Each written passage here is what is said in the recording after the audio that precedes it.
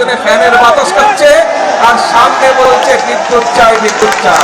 এই হচ্ছে তাদের হঠকারিতা। তাদের বন্ধু বান্ধব তাদের সহকর্মীরাও তো সরকারের দায়িত্ব ছিল, তখন তারা কি করেছিল? সমগ্র বাংলাদেশে মানুষ যে বিদ্যুতের কষ্ট পাচ্ছেন, আমি আন্তরিকভাবে তার জন্য দুঃখ প্রকাশ করছি। কিন্তু এই সরকার আপনাদের সরকার, এবং আমরা কাজ করছি যত দ্রুত সম্ভব মানুষকে এই কষ্টের হাত থেকে রক্ষা করার জন্য।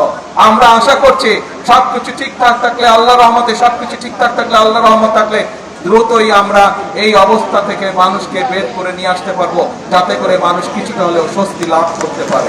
প্রিয় ভাই বোনেরা,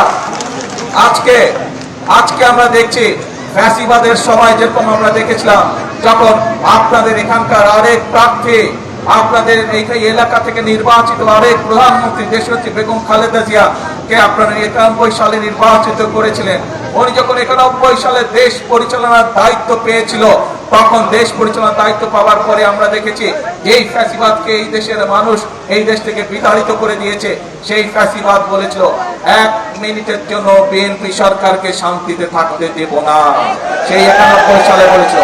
এবং তারা বিভিন্ন অরাজকতা সৃষ্টি করে সেদিন চেষ্টা করেছিল সরকারকে ব্যর্থ করে দেওয়ার জন্য, কিন্তু 91 সালেও বাংলাদেশের মানুষের সমর্থন ছিল বিএনপির পাশে, সেই জন্য সরকারকে তারা ব্যর্থ করতে পারেনি।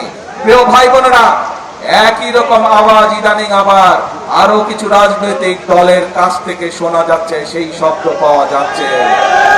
আমরা দুদিন আগে দেখলাম একটি রাজনৈতিক দলের কিছু সদস্যরা প্রতিবাদ করছে, গ্যাস দে বিদ্যুৎ দে। হারিকেন সামনে নিয়ে বসে আছে, দেখেছেন ছবিটা? পিছনে কিন্তু এরকম ফ্যান চলছে, তাদের পিছনে ফ্যানের বাতাস খাচ্ছে আর সামনে বলছে বিদ্যুৎ চাই বিদ্যুৎ চাই। এই হচ্ছে তাদের হঠকারিতা। ছবিটা ভালো করে দেখেন, পিছনে ফ্যান ঘুরছে, ফ্যানের বাতাস খাচ্ছে, আর এইদিকে কেরোসিনবিহীন হারিকেন নিয়ে বলছে যে বিদ্যুৎ দে বিদ্যুৎ দে। প্রিয় ভাই বোনেরা, এই হচ্ছে তারা, তাদের বন্ধু বান্ধব তাদের সহকর্মীরাও তো সরকারের দায়িত্ব ছিল, তখন তারা কি করেছিল?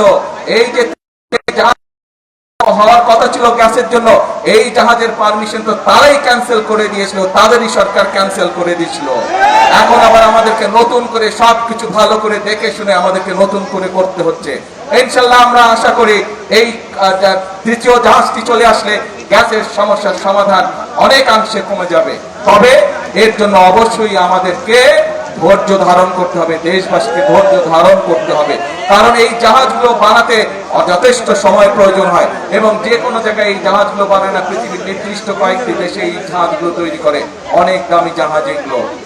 আমরা চেষ্টা করছি, আমরা কথা বলেছি, আমরা চাইনিজদের সাথে কথা বলেছি, তারা দ্রুততার সাথে চেষ্টা করছে এই জাহাজ তৈরি করে নিয়ে আসতে পারে বাংলাদেশে।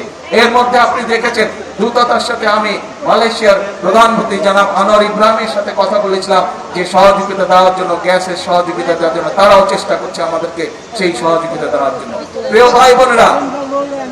ভাই বোনেরা, আরেকটি দলের নেতাকে দেখলাম যে উনি কোথায় জানি গিয়েছেন এবং বক্তব্য দিচ্ছেন, তাকে বলে মানুষ শুধু ধরে যে গ্যাস দেন গ্যাস দেন, গ্যাস নাই গ্যাস নাই। হ্যাঁ, আমরা তো অস্বীকার করছি না যে গ্যাসের সমস্যা আছে, তবে তার উদ্দেশ্যে আমি বলতে চাই, সেই নেতাদের উদ্দেশ্যেও আমি বলতে চাই যারা মঞ্চে বসে পিছনে ফ্যানের বাতাস খেয়েছে, সামনে হারিকেন রেখেছে, সবার উদ্দেশ্যে বলতে চাই, বিএনপি জনগণের কাছে জন্য কাজ করছে।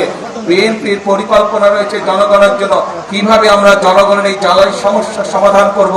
ইনশাআল্লাহ আগামী এই যে সংসদ 27 তারিখে শুরু হবে, এই সংসদে আমরা সংসদের মধ্যেই আমরা বাংলাদেশের জনগণের সামনে উপস্থাপন করব আগামী 10 বছর আমরা কিভাবে এই দেশের মানুষের জন্য জ্বালানি সমস্যার সমাধান করব, সেই পরিকল্পনা। আজকে এই সকল